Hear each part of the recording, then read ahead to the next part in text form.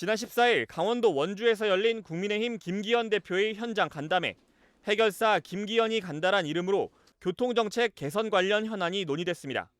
김 대표는 이 자리에서 도로 제한 속도가 국민을 잠재적 범죄자로 만들고 있다는 지적을 살펴봐야 한다며 최고 시속 50km로 규정된 도심도로 제한 속도의 조정 필요성을 언급했습니다. 어린이 보호구역, 스쿨존도 아이들의 통행이 없는 시간대에 한해 시속 30km로 규정된 제한 속도의 조정이 필요한 것 아니냐는 의견을 내놨습니다.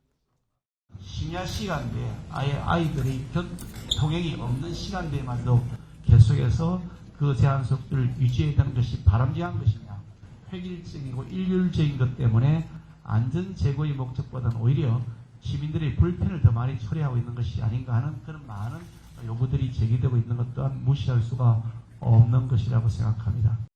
현 정부는 인수위 시절인 지난해 4월에도 도심 시속 50km, 스쿨존 시속 30km 등 이른바 5030 속도 제한 규정을 바꾸겠다는 구상을 밝힌 바 있는데 여당 대표가 나서 재차 강조한 겁니다. 결국 지난 29일 경찰이 보도자료를 내놨습니다. 어린이 보호구역, 시간제 속도 제한을 본격 시행한다는 제목으로 국민 불편 해소를 위해 어린이 사고 및 통행이 적은 심야 시간 제한 속도를 시속 30km에서 시속 50km까지 상향 조정한다는 내용입니다. 문제는 정책의 시행 시기. 경찰청은 심야 시간 스쿨존의 속도 변경을 9월 1일부터 본격 시행하겠다고 발표했습니다. 보도자료를 내놓은 뒤 단 사흘 만에 이를 현장에 적용하겠다고 선언한 겁니다. 하지만 이는 현실적으로 불가능한 일이었습니다. 스쿨존 속도 제한을 시간대별로 다르게 운영하려면 당장 안내 표지판부터 바꿔야 하는 등 시설물 교체가 필요합니다.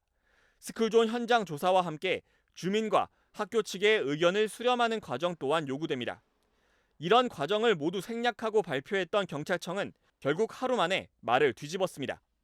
스쿨존 시간제 속도 제한은 이미 시범 운영 중인 전국 8개소에서 우선 운영되며 이후 지역 실정에 맞춰 확대할 예정이라고 밝힌 겁니다.